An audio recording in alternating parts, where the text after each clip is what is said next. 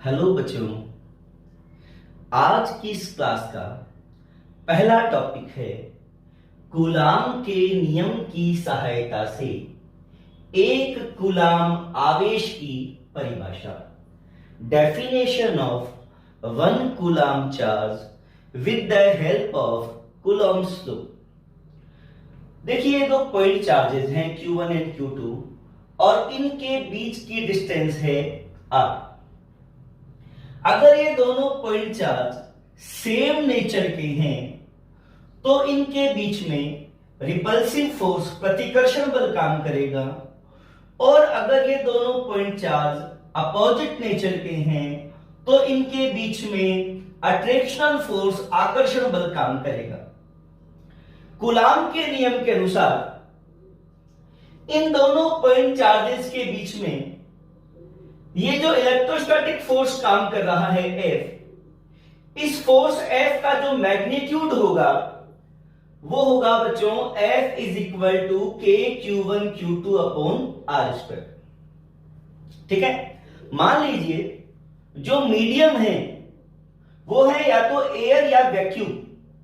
दोनों चार्जेस के बीच में एयर या वैक्यूम है, और एयर और वैक्यूम में K का जो वैल्यू होता है, कूलाम के नियम में हमने पढ़ा था कि वायु या निर्वात में जो K है वो K का मान होता है 1/4 पाई एप्सिलॉन नॉट। और जब इसको MKS सिस्टम में सॉल्व करते हैं तो हमें मिलता है 9 into 10⁹ newton into metre square upon coulomb square. और यहां एप्सिलॉन नॉट क्या था बेटा? वायु या निर्वात की विद्युतशीलता, परमिटिविटी ऑफ एयर और वैक्यूम। ठीक है, अब कुछ चीजें मान लेते हैं कि Q1 और Q2 दोनों का मान लो Q है।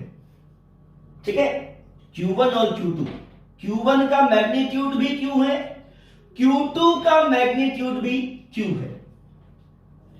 इन दोनों चार्जेस के बीच की जो डिस्टेंस R है वो R है 1 मीटर, और इन दोनों चार्जेस के बीच में जो फोर्स लग रहा है उस फोर्स की वैल्यू है 9 इंटू 10⁹ न्यूटन। ये सारी चीजें मैं इक्वेशन नंबर 1 में पुट करता हूं। F की जगह मैंने लिख दिया 9 इंटू 10⁹, K का वैल्यू 9 इंटू 10⁹, Q1 भी Q, Q2 भी Q, तो Q इंटू Q क्या हो गया? Q स्क्वायर, और R की जगह 1 लिख दिया 1 का स्क्वायर। अब देखो बच्चों, 9 से 9 गया, 10⁹ से 10⁹ कैंसिल हो गया। क्या आ गया बच्चों? Q square is equal to 1, है ना, या Q is equal to plus minus 1 coulomb. Q is equal to plus minus 1 coulomb, है ना। तो ये एक कूलम आवेश की परिभाषा आपकी बन गई बच्चों। देखो क्या परिभाषा बनी, ध्यान देना। वायु या निर्वात में दोनों चार्जेस के बीच क्या हो? वायु या निर्वात। वायु या निर्वात में परस्पर 1 मीटर की दूरी पर स्थित, दोनों चार्जेस के बीच की दूरी कितनी होनी चाहिए? 1 मीटर। वायु या निर्वात में परस्पर 1 मीटर की दूरी पर स्थित समान परिमाण के दो बिंदुवत आवेशों के मध्य, दोनों चार्जेस का परिमाण सेम है, Q1 भी Q, Q2 भी Q, समान परिमाण के दो बिंदुवत आवेशों के मध्य कार्यरत विद्युत बल का मान 9 गुणा 10⁹ न्यूटन हो। ठीक है, उन चार्जेस के बीच में जो बल लग रहा है वो कितना हो? 9 गुणा 10⁹ न्यूटन हो। तो उन चार्जेस का जो परिमाण होता है, उन आवेशों का जो परिमाण होता है वो 1 कूलम होता है। एक बार फ्लो में बोलता हूं, देखिए। वायु या निर्वात में परस्पर 1 मीटर की दूरी पर स्थित समान परिमाण के दो बिंदुवत आवेशों के मध्य कार्यरत विद्युत बल का मान 9 गुणा 10⁹ न्यूटन हो तो उन आवेशों का परिमाण 1 कूलम होता है। यह आपके 1 कूलम आवेश की परिभाषा। ठीक है, आप ऐसे भी बोल सकते हो, देखो, 2 charges of same magnitude located in air or vacuum at a distance of 1 meter and the value of electrostatic force between them is 9 into 10 raised to power 9 Newton, then the magnitude of each charge is 1 coulomb. Okay, ये है बच्चों एक coulomb आवेश की परिभाषा।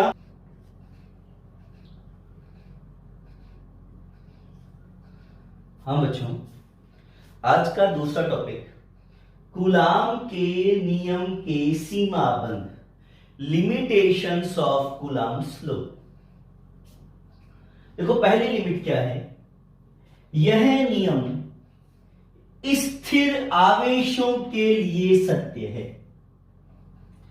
This law is applicable for static charges. ये जो coulomb का नियम है ना, वो मूविंग चार्जेस के लिए, गतिशील आवेशों के लिए सत्य नहीं है। क्यों नहीं है बेटा? देखो हमने आवेश के गुणधर्म प्रॉपर्टीज ऑफ चार्ज में पढ़ा था कि जैसे ये कोई चार्ज्ड बॉडी है और ये वस्तु गति कर रही है, ये एक मूविंग चार्ज है, तो ये मूविंग चार्ज क्या करेगा, विद्युत क्षेत्र के साथ साथ चुंबकीय क्षेत्र भी उत्पन्न करेगा। ये इलेक्ट्रिक फील्ड भी प्रोड्यूस करेगा और ये मैग्नेटिक फील्ड भी प्रोड्यूस करेगा।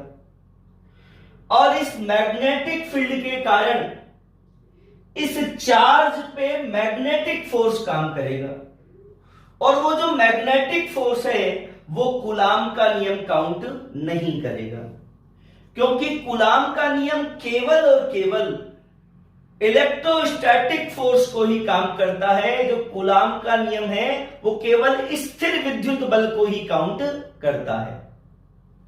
इसलिए गतिशील आवेशों के लिए कूलाम का नियम सत्य नहीं है। Therefore, Coulomb's law is not valid for moving charges. इसका जो दूसरा लिमिट है वो है यह नियम बिंदुवत आवेशों के लिए सत्य है।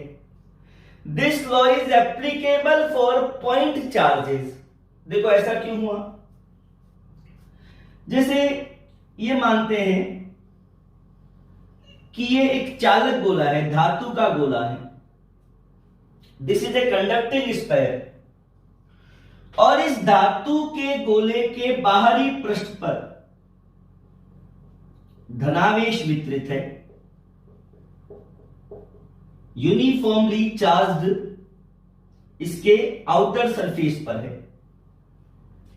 और ये जो सारा धनावेश है, उस धनावेश का द्रव्यमान केंद्र मान लो यहां पर है।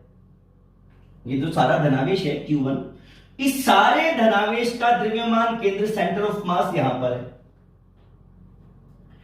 और ये दूसरा पॉइंट चार्ज है बच्चों Q2, मान लो ये भी धनावेश है।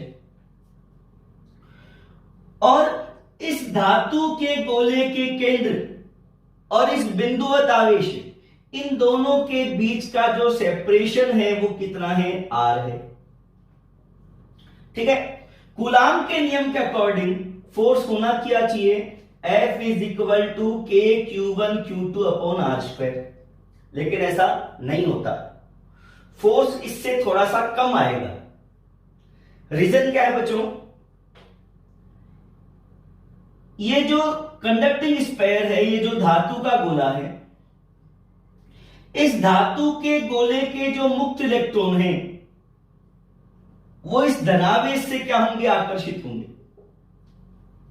ये जो इलेक्ट्रॉन है वो इस धनावेश से आकर्षित होंगे, तो इलेक्ट्रॉन इधर आ जाएंगे।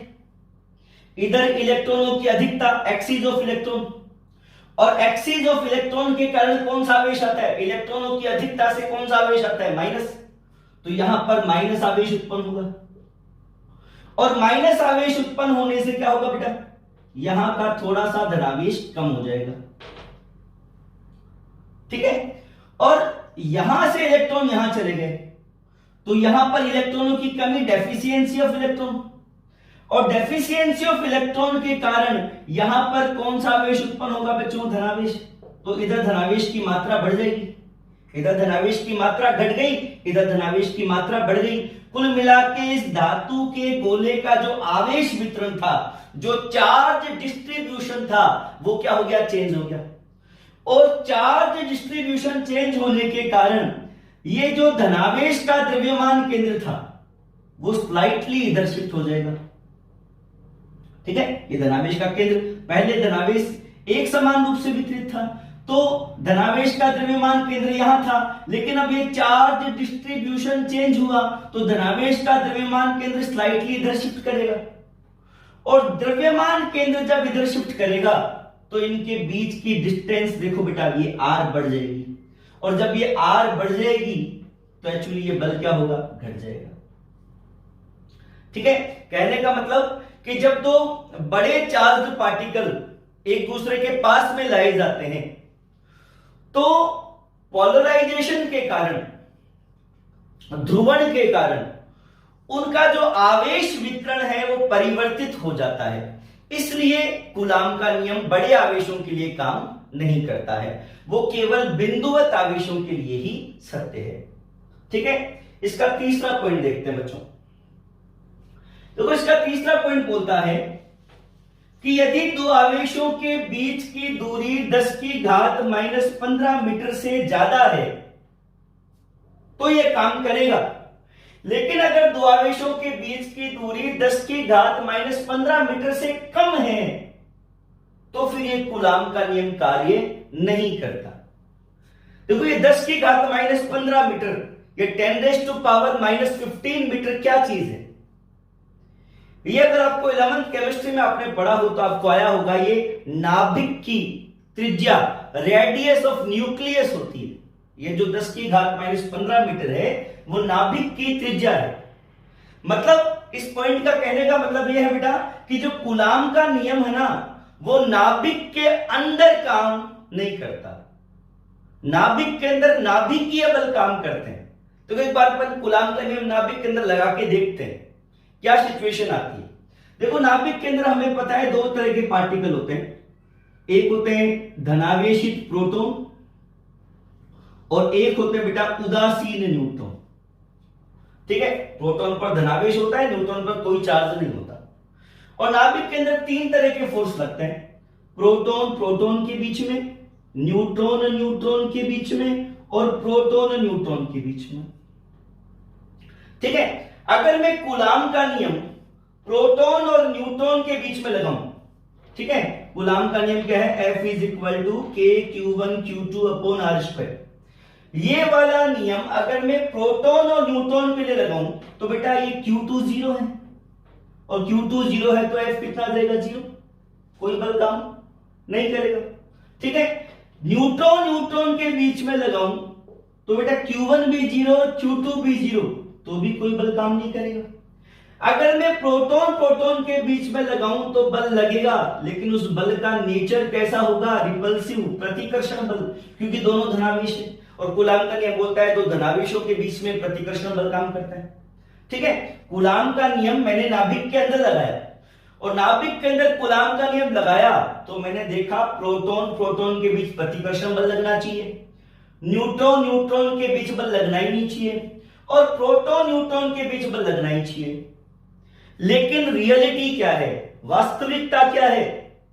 वास्तविकता यह है कि नाभिक के अंदर आकर्षण बल लगता है, प्रोटॉन प्रोटॉन में, न्यूट्रॉन न्यूट्रॉन में, प्रोटॉन न्यूट्रॉन में, इन तीनों के बीच में कौन सा बल लगता है, आकर्षण बल लगता है, और वो प्रकृति का सबसे स्ट्रॉन्गेस्ट फोर्स होता है ना। मतलब कूलाम का नियम नाभिक के अंदर कार्य नहीं करेगा। यदि दो आवेशों के बीच की दूरी 10 की घात -15 मीटर से कम है, मतलब वो आवेश नाभिक के अंदर है, तो वहां पर कूलाम का नियम काम नहीं करता है।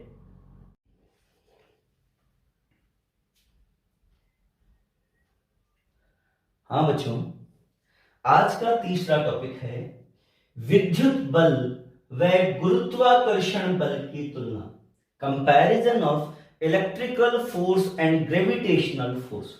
देखो, विद्युत बल फोर्स इलेक्ट्रिकल कूलाम के नियम में आया था K(Q1Q2)/R², और गुरुत्वाकर्षण का बल, universal law of gravitation, Newton का सार्वत्रिक गुरुत्वाकर्षण का नियम, F gravitational is equal to Gm1m2 upon r²।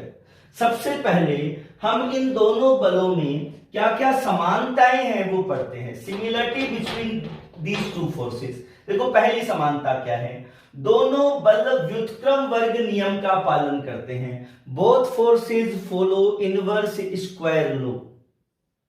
ये इनवर्स स्क्वायर लॉ क्या है, ये जो दोनों फोर्स हैं, इलेक्ट्रिकल फोर्स और ग्रेविटेशनल फोर्स, ये दोनों फोर्सेस दूरी के वर्ग के व्युत्क्रमानुपाती होते हैं। मतलब अगर मैं दूरी 2 गुना करूंगा, दूरी 2 गुना बढ़ा दूंगा, तो ये जो बल है वो 4 टाइम्स क्या होगा, घट जाएगा। ठीक है, दोनों बल संरक्षी बल हैं। Both forces are conservative forces. Conservative forces वो होते हैं जिनके द्वारा किया गया वर्क डन पाथ पे डिपेंड नहीं करता है। ऐसे सारे फोर्सेस जिनके द्वारा किसी वस्तु को एक पॉइंट से दूसरे पॉइंट तक डिस्प्लेस किया जाए और वो वर्क डन जो है वो पाथ पे डिपेंड ना करे, वो पथ पर निर्भर ना करे, तो वो सारे बल कौन से फोर्सेस होते हैं, कंजर्वेटिव फोर्सेस होते हैं। ठीक है, 11 में हमने इसके 3 उदाहरण पढ़े थे, याद हो आपको तो, विद्युत बल, गुरुत्वाकर्षण बल, चुंबकीय बल आदि। ठीक है, अच्छा बच्चा, तीसरा देखो, दोनों बल केंद्रीय बल हैं। Both forces are central forces. Central forces केंद्रीय बल कौन से बल हैं, ऐसे सारे बल जो मिलाने वाली रेखा के अनुदिश कार्य करते हैं। ठीक है, जैसे ये 2 चार्ज हैं या ये 2 द्रव्यमान हैं। जो विद्युत बल लग रहा है, प्रतिकर्षण प्रकृति का चाहे आकर्षण प्रकृति का, देख सकते हो आप यहां पे, मिलाने वाली रेखा के अनुदिश बाहर की ओर या मिलाने वाली रेखा के अलोंग अंदर की ओर, और ये गुरुत्वाकर्षण बल मिलाने वाली रेखा के अलोंग अंदर की ओर। तो वे सारे फोर्सेज जो 2 वस्तुओं को मिलाने वाली रेखा के अनुदिश या तो अंदर की ओर या बाहर की ओर कार्य करते हैं, वो सारे बल केंद्रीय बल कहलाते हैं। ठीक है, इसका जो चौथा समानता है वो है दोनों बल क्रिया प्रतिक्रिया नियम का पालन करते हैं। ये हमारे कूलाम के नियम के सदिश निरूपण में भी आया था, F12 vector is equal to minus of F21 vector, है ना, कि मतलब पहले आवेश ने दूसरे आवेश पर जितना बल लगाया या पहले द्रव्यमान ने दूसरे द्रव्यमान पर जितना बल लगाया, दूसरा भी पहले पर उतना ही बल लगाएगा। इन दोनों बलों का मान समान होगा, लेकिन इन दोनों की दिशा एक दूसरे के क्या होगी, विपरीत होगी। ठीक है, फिर 5वां है बेटा, दोनों बल दीर्घपरासी बल हैं। Both forces are long range forces, है ना, ये दोनों बल बहुत लंबी दूरी तक कार्य करते हैं। ये 5 इन दोनों बलों में समानताएं हैं, है ना। अब अपन पढ़ते हैं डिसिमिलरिटीज, असमानताएं इन बलों के बीच में। देखो बेटा, पहली असमानता क्या है, ये जो विद्युत बल है वो हम जानते हैं कि जब आवेश समान प्रकृति के होते हैं तो ये विद्युत बल का नेचर कैसा होता है, रिपल्शन का, और जब दोनों अपोजिट नेचर के होते हैं तो इस विद्युत बल का नेचर कैसा होता है, अट्रैक्शन का। लेकिन ये जो ग्रेविटेशनल फोर्स है ना, इसका नेचर हमेशा कैसा होता है, अट्रैक्शन का ही होता है ना। तो पहला पॉइंट बन गया कि जो विद्युत बल है ये प्रतिकर्षण व आकर्षण प्रकृति का होता है, प्रतिकर्षण का भी होता है, आकर्षण का भी होता है, लेकिन जो गुरुत्वाकर्षण बल है वो ऑलवेज आकर्षण का ही होता है। ठीक है, अच्छा बेटा, दूसरा, ये जो विद्युत बल है वो माध्यम की प्रकृति पर निर्भर करता है। देखो, जब अपन ने कूलाम का नियम पढ़ा था तो कूलाम के नियम में मैंने बोला था ये बात कि ये जो K है, इस K को बोलते हैं कूलाम्स कांस्टेंट। ठीक है, इस K को कूलाम्स कांस्टेंट बोला जाता है, और इस कूलाम्स कांस्टेंट का मान 2 चीजों पर डिपेंड करता है, माध्यम की प्रकृति पर व मात्रक पद्धति पर।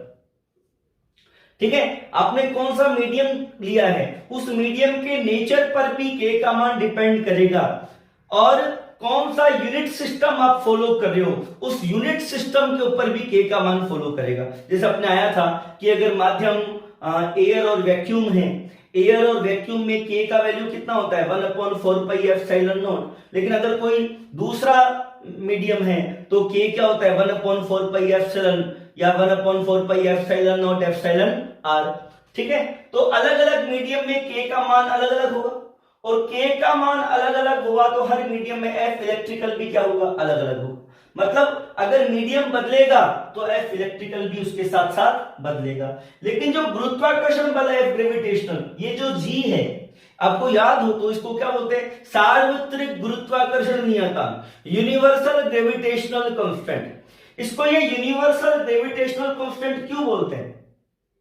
क्योंकि ये जो जी है ना, ये माध्यम पर डिपेंड नहीं करता, चाहे मीडियम कोई सा भी हो, चाहे मीडियम कोई सा भी हो, ये जो जी है, इस जी का मान हमेशा 6.67 into 10⁻⁻11 newton into metre square upon kilogram square, यही होता है। माध्यम बदलने पर जी का मान बदलता नहीं है, और जब जी नहीं बदलेगा तो एफ ग्रेविटेशनल भी नहीं बदलेगा।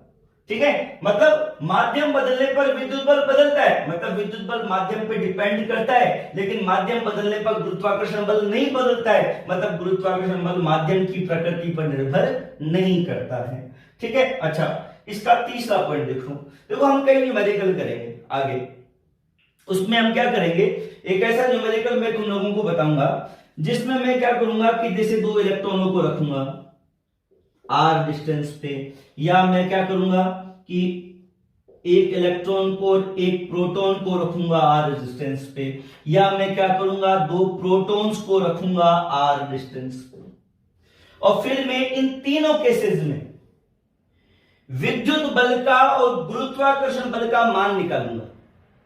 इलेक्ट्रॉनों के बीच, दो प्रोटॉनों के बीच, और एक इलेक्ट्रॉन और एक प्रोटॉन के बीच, इन तीनों केसेस में मैं विद्युत बल का मान भी निकालूंगा और गुरुत्वाकर्षण बल का मान भी निकालूंगा।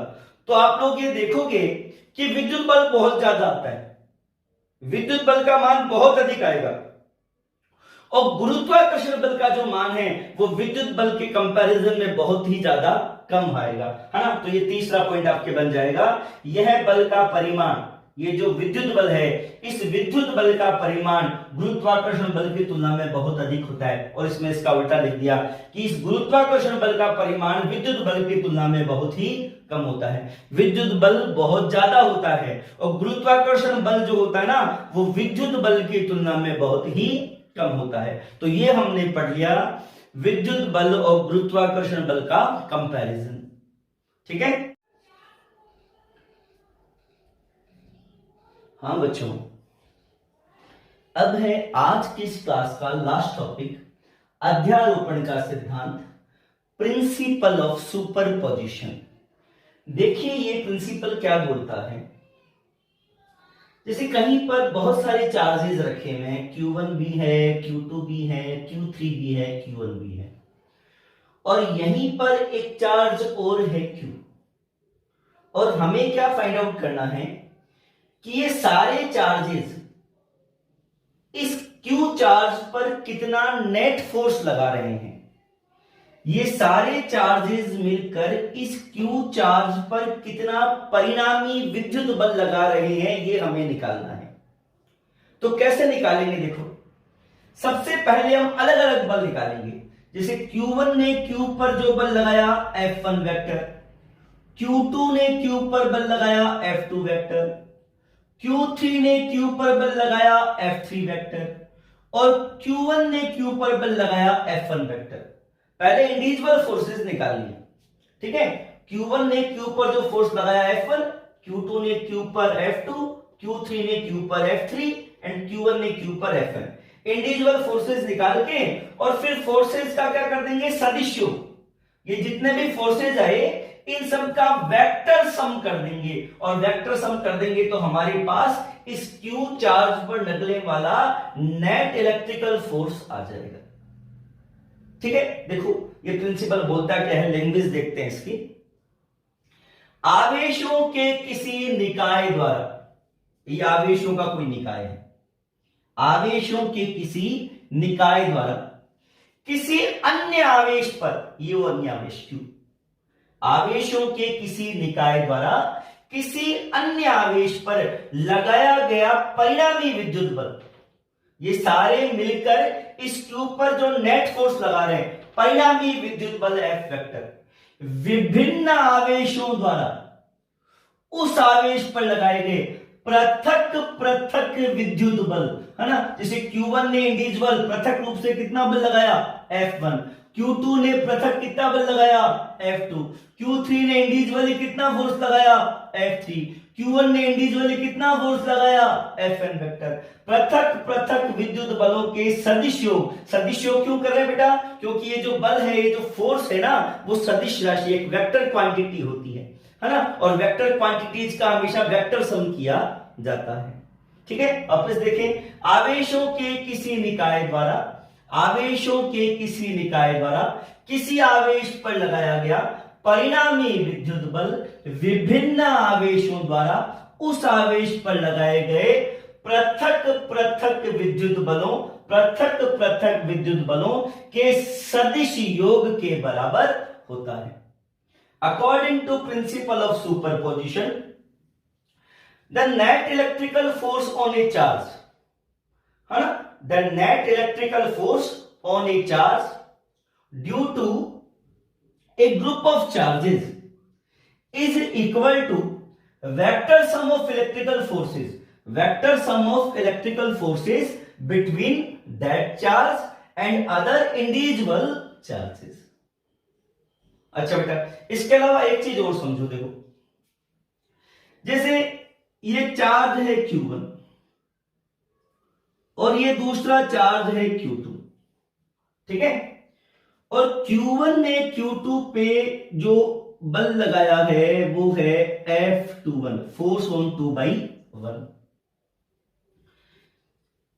इसके अलावा अब मैं तीसरा चार्ज Q3 और लेकर आ गया। पहले तो ये दो ही चार्ज थे और Q1 Q2 पर फोर्स लगा रहा था कितना, F21, फोर्स ऑन 2/1। अब एक तीसरा चार्ज Q3 और आ गया और Q3 ने Q2 पर फोर्स लगाया F23, फोर्स ऑन 2/3। तो इस Q2 पर लगने वाला टोटल फोर्स, नेट फोर्स तो चेंज हो गया, लेकिन इन दोनों के बीच जब ये Q3 नहीं था, जब ये Q3 नहीं था तो Q1 Q2 पर कितना फोर्स लगा रहा था, F21। अब जब ये Q3 आ गया है तो भी Q1 Q2 पे फोर्स कितना लगा रहा है, F21, ठीक है। मतलब दो आवेशों के बीच लगने वाले बल पर किसी तीसरे आवेश की उपस्थिति का कोई प्रभाव नहीं पड़ता। जब यह आवेश नहीं था तो इन दोनों के बीच बल था F21, जब यह आवेश आ गया तो भी इन दोनों के बीच लगने वाला बल कितना है, F21। हाँ, एक चीज हुई है, इस Q2 पर लगने वाला नेट फोर्स चेंज हो गया है क्योंकि Q3 ने भी Q2 पर बल लगाया है ना। तो नेट फोर्स तो बदल गया, लेकिन इन दोनों के बीच लगने वाला बल जितना पहले था उतना ही बाद में है। It means electrostatic force between two charges, electrostatic force between two charges does not affected by presence of another charge, है ना, कि दो आवेशों के बीच लगने वाला बल तीसरे आवेश की उपस्थिति से प्रभावित नहीं होता है। जब ये नहीं था, इन दोनों के बीच मान लो 5 न्यूटन का बल लग रहा था और अब ये आ गया है तो भी इन दोनों के बीच 5 न्यूटन का ही बल काम करेगा।